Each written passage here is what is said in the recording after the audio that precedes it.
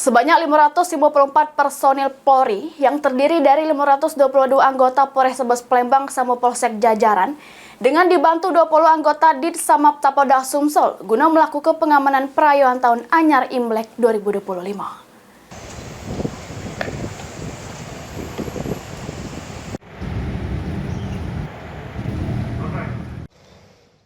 Jelang perayaan Tahun Anyar Imlek yang bertepatan pas tanggal 29 Januari 2025, Polrestabes Palembang menggelar apel personel pengamanan yang dipimpin langsung oleh Kapolrestabes Palembang, Kombes Pol Haryo Sugihartono.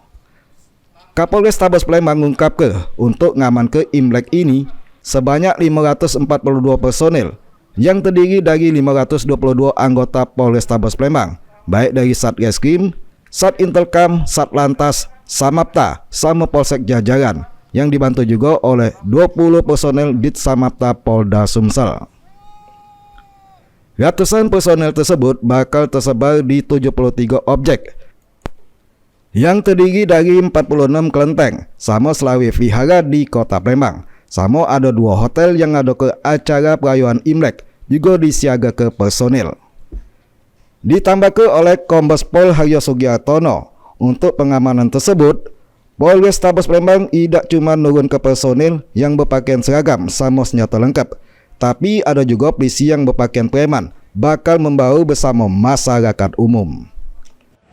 Anggota kami kurang lebih kekuatan 542 personil yang tentunya terdiri daripada 522 adalah anggota organik Polrestabes dan 20 personil BKO dari Polda, dari Ditsamapta akan ikut menyemarakkan pengamanan baik malam Imlek maupun besok Imleknya. Rekan-rekan sekalian, kita ada kurang lebih 73 objek yang akan kita amankan yang tersebar di wilayah hukum Kota Palembang, di mana objek tersebut kurang lebih ada 46 kelenteng.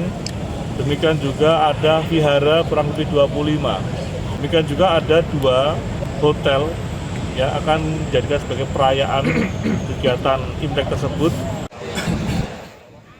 Heru Wahyudi, Pal TV.